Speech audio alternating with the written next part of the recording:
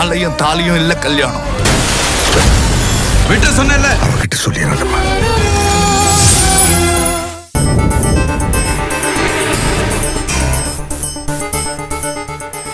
அக்கா தூக்கம் வரலன்னு புலம்புறீங்க. கடையா ஏறி இறங்கி டீ காஃபி ஜூஸ்ன்னு இப்படி குடிச்சா எப்படி தூக்கம் வரும்? இன்னைக்கு ஊரை சுத்திட்டே தான் இருக்க போறோமா? டேய், ஏன் வயித்தெரிச்சல் ஏன் தலைவலி எல்லாம் உங்களுக்கு புரியாதுடா. நீ வாயை மூடிக்கிட்டு சாப்பிடுற. வேற ஏதாவது வேணும்னா கூட ஆர்டர் பண்ணி சாப்பிடு.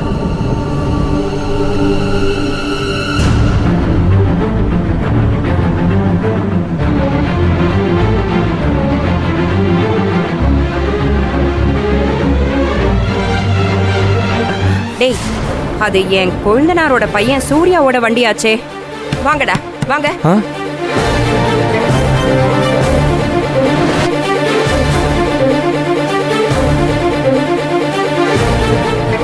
டேய் வாங்கடா. டேய் சீக்கிரமா வாங்கடா. சரிங்க. நீ வண்டி எடு, அந்த வண்டியை ஃபாலோ பண்ணு. சீக்கிரம் எடு.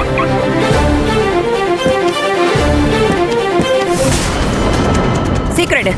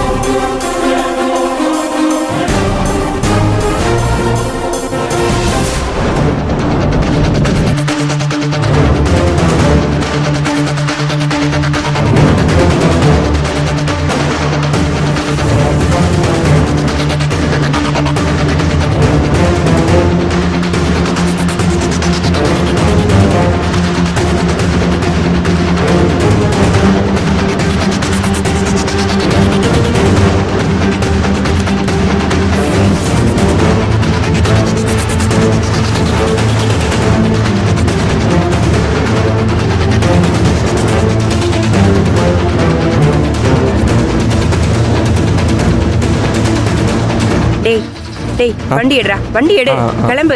டேய் அந்த காரை ஃபாலோ பண்ணுவாக்கா? இல்லடா, அதோ அங்க ஒரு குப்பை தொட்டி தெரியுது பாரு, அங்க நிறுத்து. போ.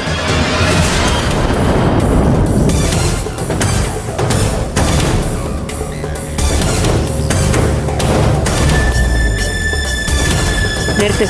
டேய் நிறுத்து.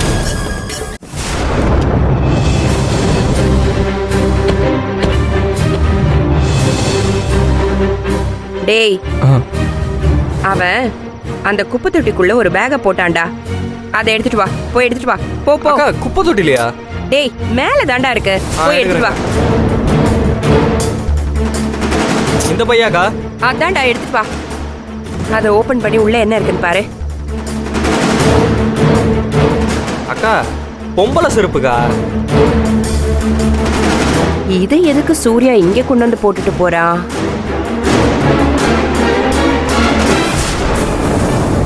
டேய் இது அப்படியே கவர்க்குள்ள போட்டு வண்டிக்குள்ள வை. சரிக்கா. போ. அவன் வீட்டு பக்கத்திலேயே எவ்வளவோ குப்பை தொட்டி இருக்கு. இவன் எதுக்காக இந்த குப்பை தொட்டியில வந்து இந்த செருப்பை வீசிட்டு போறான்? இதுல என்னமோ இருக்கு. உடனே விசாரிப்போம்.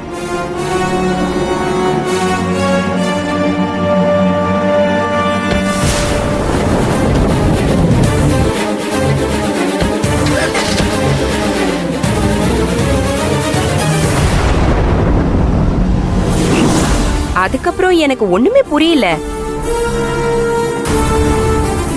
இது ஒரு சாதாரண செருப்பு, இத எதுக்கு அவ்வளவு தூரம் எடுத்துட்டு வந்து தூக்கி போடுறான்னு யோசிச்சேன். வாட்? அப்புறமா தான் பசங்க மூலமா டிபார்ட்மெண்ட்குள்ள நான் விசாரிக்கும் போதுதான் எனக்கு தெரிய வந்தது, இது ஒரு கொலைக்கான ஆதாரத்துல ஒண்ணுன்னு.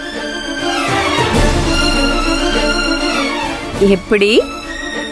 இது கொலைக்கான ஆதாரத்துல ஒண்ணுன்னு.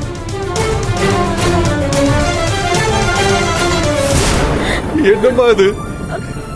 இந்த செருப்பு உங்க வீட்டுல தான் கிடந்துச்சா? அப்படின்னா என் பொண்ணு இங்கிருந்து வெளியில போகவே இல்லையா?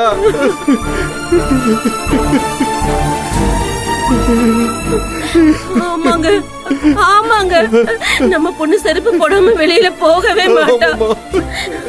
நிச்சயமா அவ இந்த வீட்டை விட்டு வெளியில போகவே இல்லைங்க. அப்ப இங்கதான் ஏதோ நடந்திருக்குதுங்க.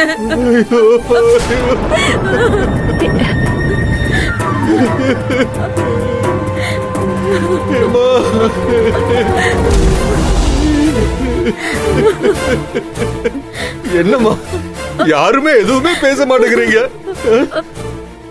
என் பொண்ணுக்கு என்னதான் நடந்துச்சுங்க? சொல்லுங்க, யாருமே பேச மாட்டேங்கிறீங்க?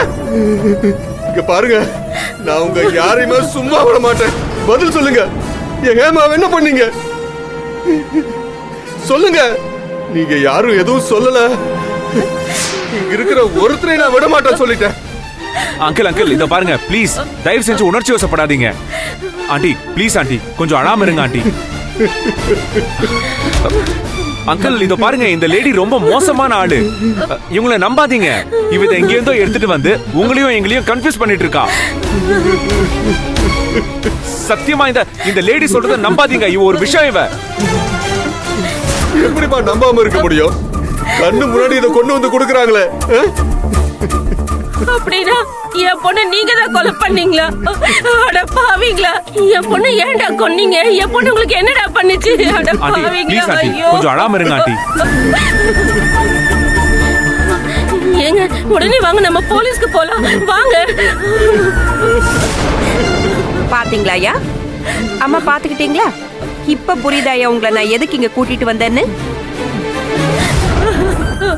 எங்களுக்கு ஒரு உதவி பண்ணுங்கம்மா. உடனே எங்க கூட போலீஸ் ஸ்டேஷனுக்கு வாங்க. இங்க நடந்தது அப்படியே அவங்க கிட்ட சொல்லுங்க. இவங்களை விடக்கூடாதுமா. ஐயா, இத நீங்களே விட்டாலும் நான் சும்மா விட மாட்டேயா. அதுக்காக தானே இந்த செருப்பை தூக்கிக்கிட்டு இவ்வளவு தூரம் வந்திருக்கேன். போலீஸ் ஸ்டேஷன் என்ன, கோர்ட் வரைக்கும் வந்து நான் சாட்சி சொல்லுவையா உங்களுக்காக? வாங்கம்மா, இப்பவே போலாம். இப்பவே போவோமா? ரெண்டுல ஒண்ணு இவங்களை பாத்துறணுமா? இந்த கோவம் தாயா நான் உங்ககிட்ட இருந்து எதிர்பார்த்தேன்.